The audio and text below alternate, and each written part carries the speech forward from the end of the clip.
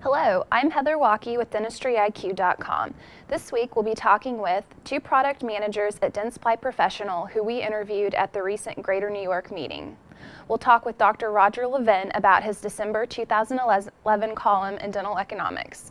Finally, we'll talk with Jim Finkelstein, an expert on business organizations who shares his thoughts on how employees from different generations can effectively work together. But first, DentistryIQ.com was in New York City recently for the annual Greater New York Dental Meeting. While there, we talked with John Gitrich and David Kearse at DENTSPLY Professional. Mr. Kearse explained a new way to incorporate the Cavitron into operatory systems. You know, the trend in dental offices these days is to hide the equipment and to make it really for the patient to come in and really be at ease when they come into the dental office. So a lot of the dental offices now are looking for units that are not on the tabletop anymore. They want it built into the dental systems. So what we decided is we've always had a couple of units that actually, if you look at this dental system, they would bolt on the outside here. We've now created one that actually goes inside the dental system, as you can see here. So it's actually integrated into the dental system, and then it connects onto your handpiece holder, and then it works off the dental system's dental foot pedal, so you can run it. And then what you have is what we call a potentiometer, or the control knob, is where you would control your power. And like Cavitron, it always has the same features that the Cavitron has always had. So it still comes with our inserts. As you can hear, this is the new Slimline 1000. It has the water control on the handpiece. It's an autoclavable handpiece as well. And then we have the blue zone here, which is a patient comfort zone, which is low power settings. And then it goes all the way up to our normal power settings. This new flexibility in stationing a Cavitron unit in your office is compatible with the variety of operatory systems, as Mr. Kearse explains here. Yeah, when you're looking at integrating into a dental system, we have a new brochure out that we've created that we've listed some of all the dental systems that it does work with. But consider other things that are integrated into the system. So the dental head is only so big. So if you have other things integrated like curing lights, or if you have intraoral cameras, it might be a tight space. But it does fit with most dental systems. We also chatted with Mr. Gitrich about the new cordless Midwest RDH Freedom handpiece. He talked with us about some of the research the company conducted in developing the handpiece. Back a number of years ago, we were looking to design and figure out what we needed to do to build the next Midwest RDH handpiece. So we brought a number of hygienists over, and we had a sit-down time with them, discussions with them about what they were looking for in their next hygiene handpiece. As part of that discussion, overwhelmingly many hygienists told us their biggest concern and problem was there was irritation with the hose, and they hated having to use the hose, they hated always having to manage the hose and what happens with the hose. So they were really wanting a cordless handpiece for the ergonomic values and just the factor of getting rid of the irritation every day of having to deal with the hose. So our next step really was then trying to figure out, well, what happens when you get rid of the hose? How's that work? What's that mean? What other factors come into play? So interesting things we learned then was, battery life became a big question at that point. What kind of balance you have becomes a bigger consideration.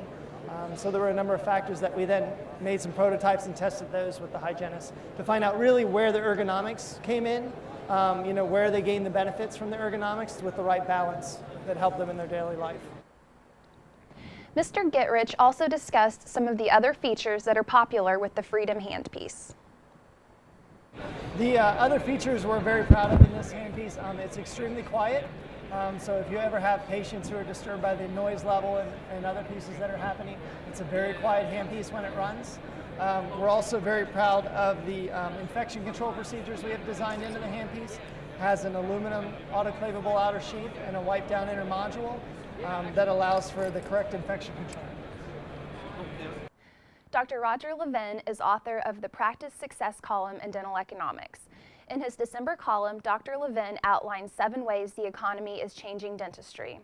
For example, he describes how the recession is causing fewer new patients to present at dental offices.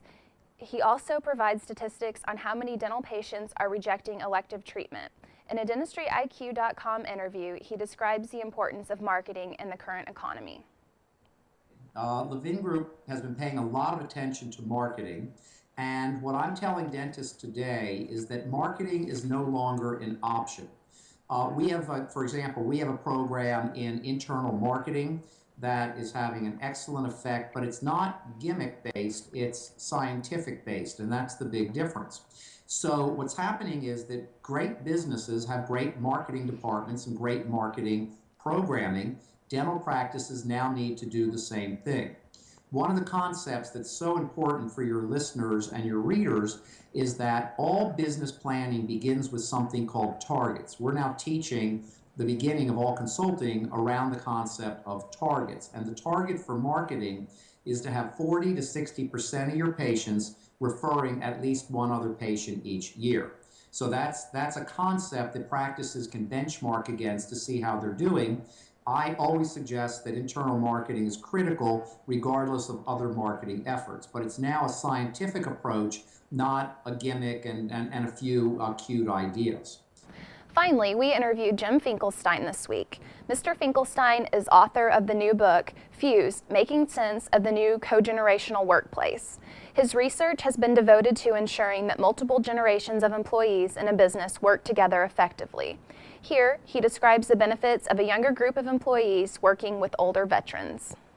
Well, you get the wisdom of the older generations combined with the unboundless enthusiasm and technological savvy of the younger generations. And so when you really get them working together effectively, you're leveraging both history as well as the present.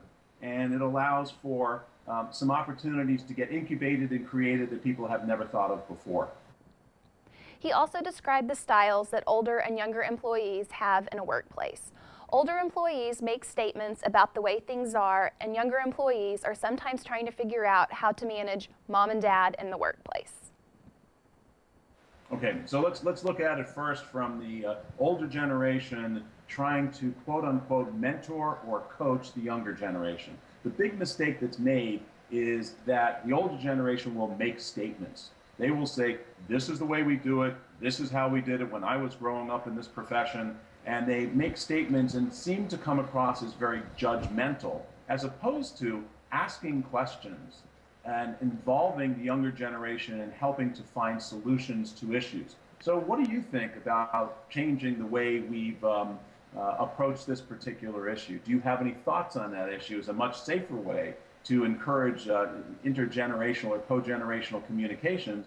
The other thing that happens is as we find that some of the younger generations are moving up into positions of responsibility, they struggle with how to manage mom and dad. So that they have their moms and dads, or their moms and dads, obviously generation, working in the workplace, and they're finding it difficult to be in charge because what would it be like to supervise mom and dad? Well, you know what? You're in charge. You need to do it. Number two, we encourage them to ask questions as well. But the third part that we encourage younger people is to use the we word rather than the me word. So they're more team oriented, and let's leverage the collegiality of people in a workplace and think more team than individual. You can watch the full interviews with Mr. Finkelstein and Dr. Levin on DentistryIQ.com. On that note, I would like to wish you and your family a happy holiday season. We look forward to seeing you again in 2012.